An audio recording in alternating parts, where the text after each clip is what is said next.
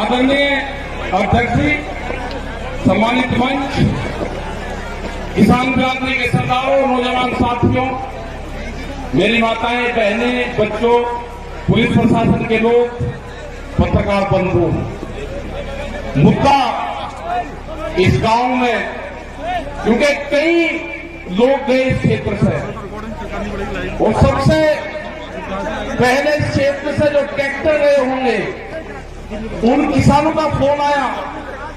उन्होंने कहा कि कई ट्रैक्टर यहां से है और हम आना चाहते हैं, यहां से पुलिस रास्ते में नहीं आने देती।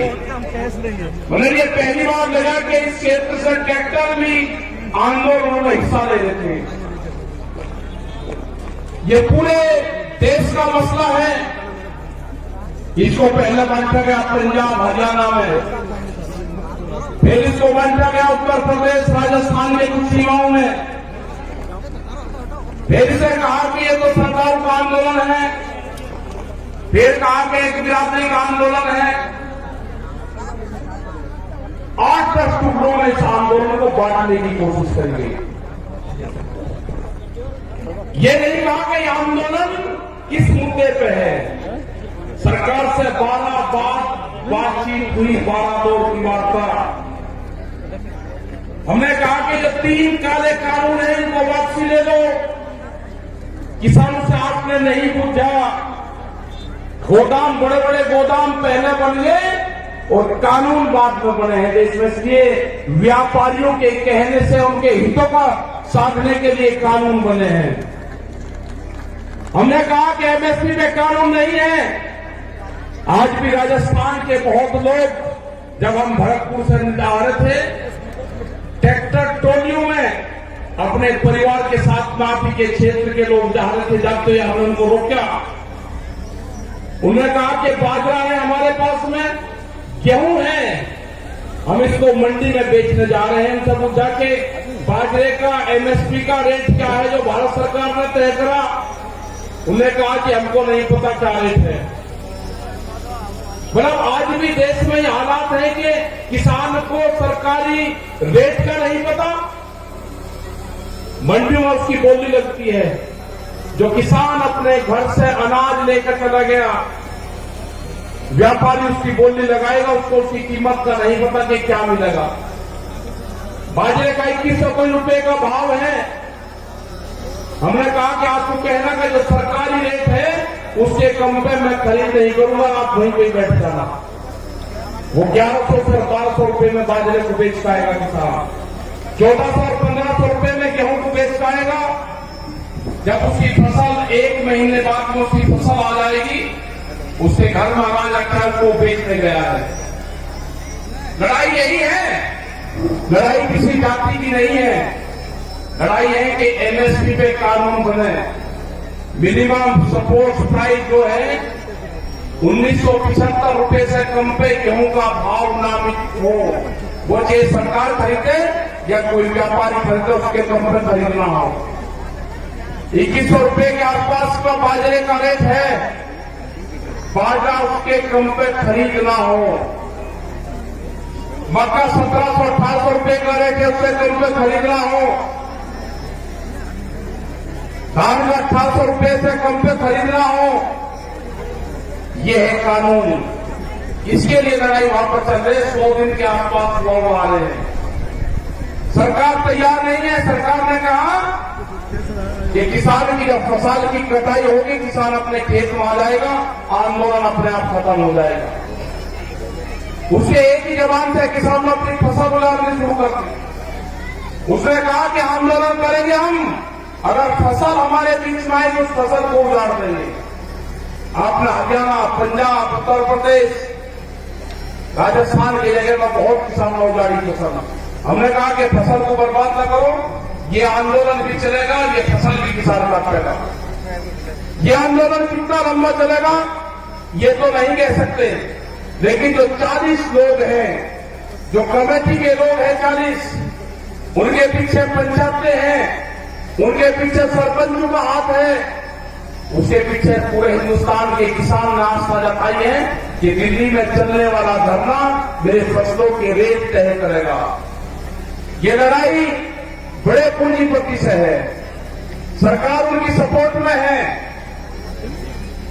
ये लड़ाई वही है जो जमींदारों के खिलाफ होती थी, ये लड़ाई वही है जो राजाओं के खिलाफ होती थी। वो लड़ाई भी अनाज की लड़ाई थी, ये लड़ाई भी अनाज के रेट की लड़ाई है।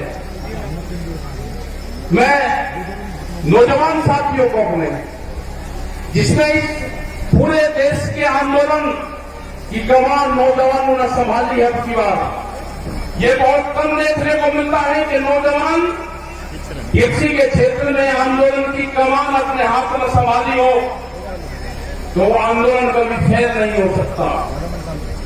वो आंदोलन फेल नहीं होगा कभी भी, क्योंकि जिस तरह से शाहजहांपुर और पूरे दिल्ली के क्षेत्र में यहां का नौजवान निकला है, उसने जाति धर्म सब चीज को भुला के, वोट को भुला के, कि कौन किस क्षेत्र का है, मेरी वहां पर आपस में क्या लड़ाई क्या टकरार है, सबको चीज को भुला के उसने दिल्ली के आंदोलन में शरीक हुआ। जिस तरह से यहां पर लोग इकट्ठा कर रहे हैं पैसा, सरकार कहती है कि धन कहां से आ रहा। इस आंदोलन को गांव का किसान चलाता है, इस आंदोलन को हल चलाने वाला किसान चलाएगा, इस आंदोलन को क्रांति से काम करने वाली हमारी महिलाएं चलाएगी, इस आंदोलन को हाजी और पाजी चलाएगा। ये आंदोलन क्रांति का आंदोलन है, ये आंदोलन फेल नहीं होगा। एग्रीकल्चर जो कृषि में काम आने औजार वाले जो है, इस आंदोलन को वही लोग चलाएंगे जो अपने खेतों में हाथ से काम करते हैं। कोई नहीं गया घर वहां से, यहां पर बच्चे राजाराम जी मेल जी है, यहाँ पे युद्धवीर सिंह जोगिंदर जी, अमनाराम जी, जो आपके शाहजहांपुर बॉर्डर को प्रमुख से देखते हैं। आप 200-200 किलोमीटर से यहां से जाते हो आप, और दिल्ली को होश नहीं अभी। कई लाख आदमी दिल्ली के चारों तरफ को है, और दिल्ली फिर कान खोल कर सुन ले, ये ट्रैक्टर भी वही है, ये किसान भी वही है। आप ज्यादा तानाशाही दिखाओगे, ये किसान अब की बार में ज्यादा तादाद में दिल्ली में जाएगा, ज्यादा तादाद में किसान जाएगा। यहाँ की फसल कट जाएगी हमारी 1 महीने में।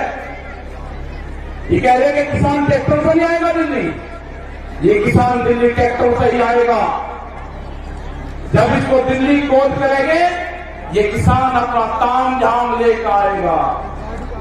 हर क्रांति होगी देश में, खेत में चलने वाला हर औजार वो साथ लेकर आएगा। जब जब भी बड़ी बड़ी लड़ाइयां हुई, उसमें साथ लेकर चला है। वो जानते हैं ये कौन सा क्षेत्र है, ये बेहद क्रांतिकारियों का क्षेत्र राजस्थान। बड़ी बड़ी लड़ाइयां यहां पर लड़ी गई, ये किसान पीछे नहीं हटेगा। जो मेरा नौजवान साथी है वो पीछे नहीं हटेगा। अपने खेत की मिट्टी को जब दिवाली होली अब आएगी, दुल्हनी आएगी, रंग नहीं लगाना अपनी बार, अपने गांव की खेत की मिट्टी अपने शरीर पे लगा लेना, उससे अपने शरीर को टच करवा लेना अपने खेत की मिट्टी से। जब आप दिल्ली लड़ने जाओगे अब की बार, अपने खेत की मिट्टी अपने साथ लेके जाना। हो सकता है कि वहां से आपका गांव आपके याद आए। जब मिट्टी आपके साथ में रहेगी तो गांव याद नहीं आएगा आपके। अपने खेत की मिट्टी अपने पूजा स्थान में रखो। अगर ये आंदोलन में किसान फेल हुआ तो 20 साल में आपकी जमीनें नहीं बचेगी, इतना कर्जा किसानों के ऊपर आ जाएगा। सब लुटेरे आगे हैं, इन लुटेरों का मुकाबला होगा जेली और सांगों से, जो खेत में भूख हटाने के काम आते हैं। ये लुटेरे हैं, देश को लूटने आए हैं, इनका मुकाबला होगा, इनसे लड़ना पड़ेगा। पूरा दिल्ली को चारों तरफ से किसानों ने घेर रखा है। लड़ाई कितनी लंबी चलेगी ये तो नहीं कह सकते, लेकिन लड़ाई चलेगी, किसान जीतेगा। किसान हार कर दिल्ली से नहीं आएगा वापसी। सरकार कान खोल कर सुनना, दिल्ली की सरकार न किसान में कायम आएगा, न किसान वापसी आएगा। जब तक एमएसपी में कानून नहीं बनेगा, 3 दिन वापसी नहीं होंगे, और भी बहुत से भी लेकर आ रहे हैं। जब तक किसान वापसी नहीं होगा, जो मेरे बुजुर्ग हैं उनका जिस तरह से साथ मिल रहा है आंदोलन में, उन्हें जिस तरह से नौजवान साथियों कहा कि आप चलो आंदोलनों में, हमारे अध्यक्ष यहां पर बैठते हैं 90 साल से ज्यादा उम्र इनकी है, कह रहे कि आंदोलन लड़ाई लड़ो, आंदोलन करो, दिल्ली चलो। तो यही सारे नौजवानों का, सारे युवाओं का, सारी महिलाओं का यही कहना है कि दिल्ली से वापसी नहीं आना। ये लड़ाई किसी जाति बिरादरी की नहीं है, ये लड़ाई किसान के अस्तित्व की है। इस लड़ाई को हमको लड़ना पड़ेगा, बहुत मजबूती के साथ लड़ना पड़ेगा। जाति, धर्म, गोट, खास ये सब छोड़ कर ये लड़ाई किसान और मजदूर की लड़ाई है। गरीब का अनाज तिजोरी में बंद ना हो, देश में भूख पे व्यापार ना हो, बड़े बड़े गोदाम बन गए, बड़े बड़े ताले लगेंगे, गरीब आदमी को रोटी नसीब नहीं होगी, कीमतें अनाज की उतनी बढ़ेगी। ये लड़ाई है रोटी तिजोरी में बंद ना हो, ये लड़ाई है व्यापारी के चुंगल में अनाज न जाए, ये लड़ाई है किसान को फसलों के दाम मिले। ये लड़ाई जारी रहेगी, आंदोलन हमारे जारी रहेंगे और हम पूरे देश भर में जाएंगे। पूरे देश भर में 24 मार्च तक के प्रोग्राम हमारे लगे हुए हैं अभी। उसके बाद आगे के प्रोग्राम लगेंगे, कह रहे वेस्ट बंगाल में चैलेंज जाएंगे, आसाम में जाएंगे, वेस्ट बंगाल में जाएंगे, कर्नाटक और तमिलनाडु और महाराष्ट्र में भी जाएंगे। पूरे देश में किसान जाएगा, 40 लोगों की जत्थेबंदी है वो जाएगी। और जब तक भारत सरकार कानूनों को वापसी नहीं लेगी, जब तक एमएसपी पे मिनिमम सपोर्ट प्राइस पे कानून नहीं बनेगा, ये किसान दिल्ली को नहीं छोड़ेंगे। आपने इतनी बड़ी संख्या में यहाँ पे आए, आपका बहुत बहुत धन्यवाद। यहाँ पे जो ये मैदान है, जो कुश्ती मैदान है, भैरव बाबा का मैदान यहाँ पे है, उनको नमन करते हैं। इस पूरे क्षेत्र को, जो पहाड़ी क्षेत्र में यहाँ पे प्रोग्राम लाए के 81 गांव में जो प्रोग्राम किया, आपका धन्यवाद। जय हिंद, जय भारत, जय राजस्थान।